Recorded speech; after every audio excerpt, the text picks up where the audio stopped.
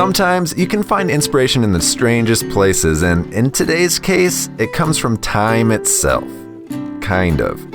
You see, there's this clock on my parents' wall that's been there since I was like 5, and I've spent more time than I'd like to admit staring at the swinging pendulum on it, watching the seconds tick away. And in one of those Space Cadet lost thought moments the other day, I thought something moving like this would be super hard to ride. I mean, skinnies are easy enough, right? So why not throw some motion into the mix? So with that terrible idea to start off on, we'll start building a time-inspired skinny. And just like our other technical features on the property, we'll be adding this feature to our tech trail. Obvious, I know. We're going to need more of a flat spot for this build, and down below our raised rock garden, in a tucked away place where we can easily link it up later, is the perfect place for this new feature to call home. And what's the plan exactly? Well, in my head it's going to look something like a rolling pin with some weights on the bottom and a riding surface on top. Seems simple enough, but will it work in practice? And will I actually be able to ride the thing? Well, we'll find out. For the foundation of this project, I'm using 3 round fence posts.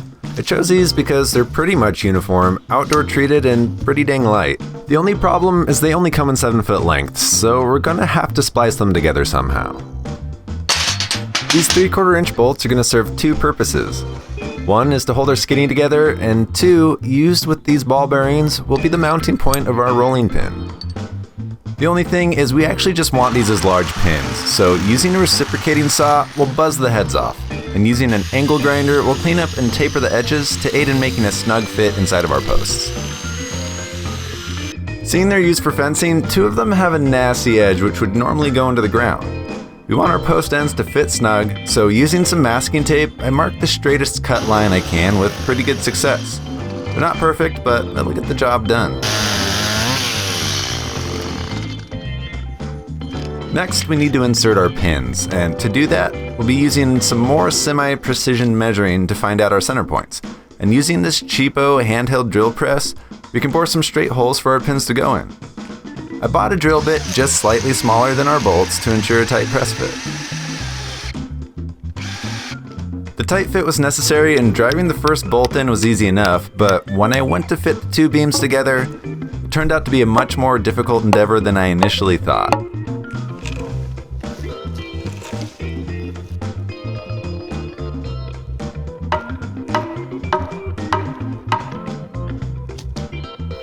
Good idea in theory. The posts just weren't driving together at all, and if I started to hit them harder with my small hammer, the ends would split. So we needed something for protection and a much bigger hammer.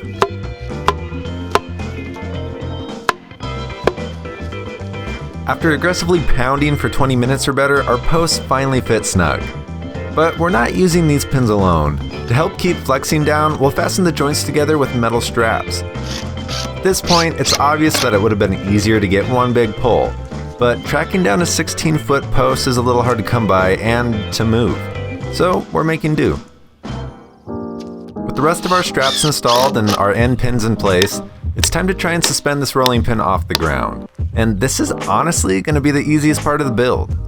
First, we simply need to dig a couple of posts in the grounds for mounting supports. And once those are in, using a nifty tool called a hole saw, we'll bore holes into the posts the size of our bearing and carefully pound them into place.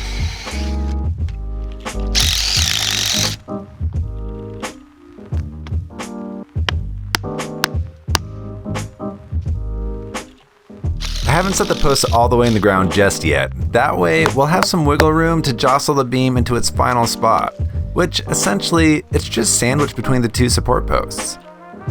Now, sliding the 2 end pins in, packing the posts down, we have a spinning elevated rolling pin.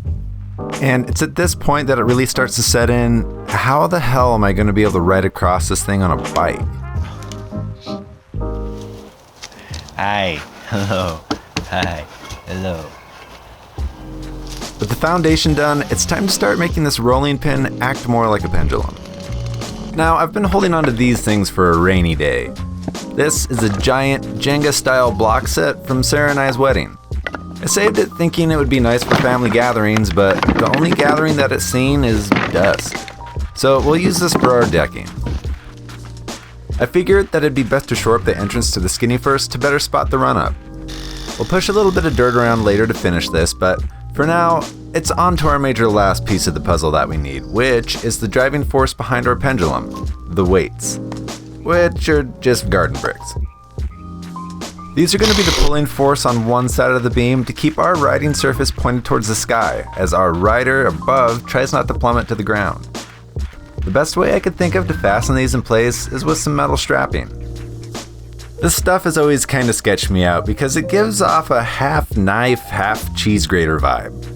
It works super well with attaching our bricks in place, but even though I've folded the super sharp ends underneath itself, since there's a solid potential someone will come into contact with this on their way to the ground, I'm not entirely comfortable having these out in the open. So I want to cover them up and make these bricks a little less of an eyesore while I'm at it. My quick solution is to wrap the bricks in some crude little wooden boxes. I had to rip a few boards to match the sizing of the bricks, which gave me an excuse to run the table saw.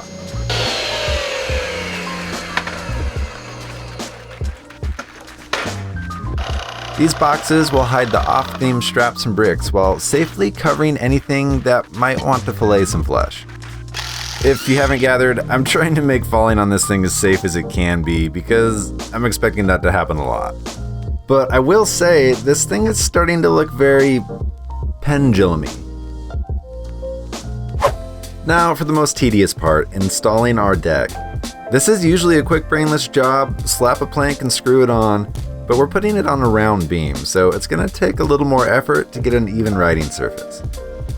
We'll have to measure and mark the center of every plank so I know where the center screw needs to go.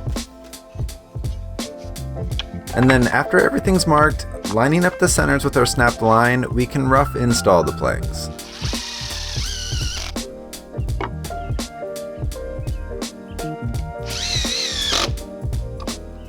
And now comes the fun part. We get to add more screws on either side of the center and tighten them just enough so we can pull the plank to level. And we get to do this about 46 times over. Not the most thrilling part, but definitely a necessity since the whole feature concept is centered around balancing.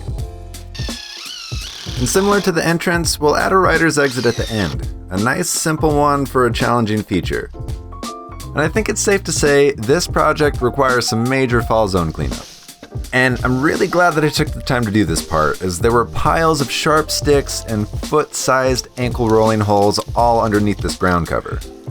So with the skinny cleared of debris and with the entrance finished up, I decided to add one more small but extremely important feature to this feature. So after chatting with my wife, Sarah, a little bit about this thing, she had the suggestion of putting in some safety stops so it doesn't totally spin 180 and end all bad. So I think I'm gonna add stops on 4 corners, and I have one more idea if this is too wobbly, because I made it really wobbly. So I have an idea to make it a little less free floating, but still have rotation, but I wanna try it just with the stops first. So let's get those installed. The Serro stops were the last thing the Skinny needed in order to be labeled fit for riding. So I think these stops are gonna give me the same sketch factor without being overly dangerous.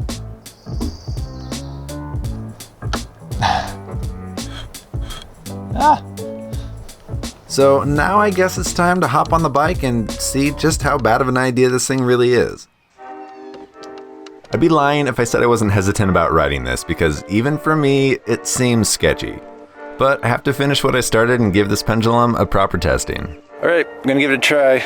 Wearing jeans, keep from scratching. Got my shin guards on underneath the jeans. Obviously, full face. I'm not excited to ride this. See what this feels like first off. Whew. All right, gotta stay right in the center. You know what, that feels easier than it did trying to walk it. It's really cool. Really cool, Jim. Okay, here we go.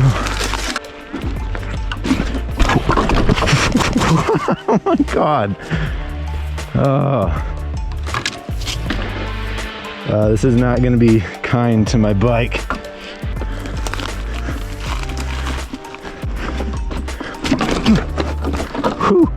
Oh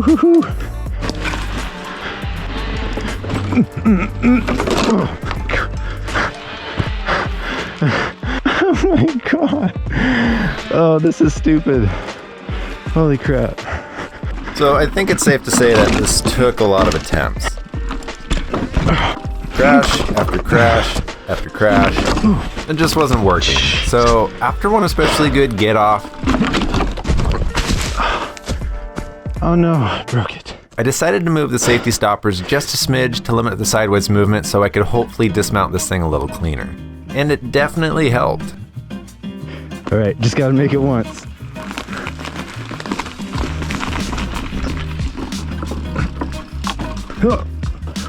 Oh, that was better. Oh, that was better. Oh my god. Oh, okay. Compose yourself, no giggling. That one little change made it so I could actually make progress on this thing without maiming myself or my bike. And even with limiting the movement, this was still a nerve-wracking, tough feature to attempt. But being perseverant, very perseverant, Oh my god, I'm getting so all those close. failed attempts finally pay off. I feel like I'm getting there.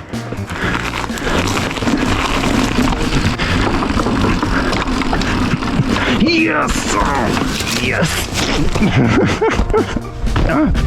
Yes! F you. You're the worst.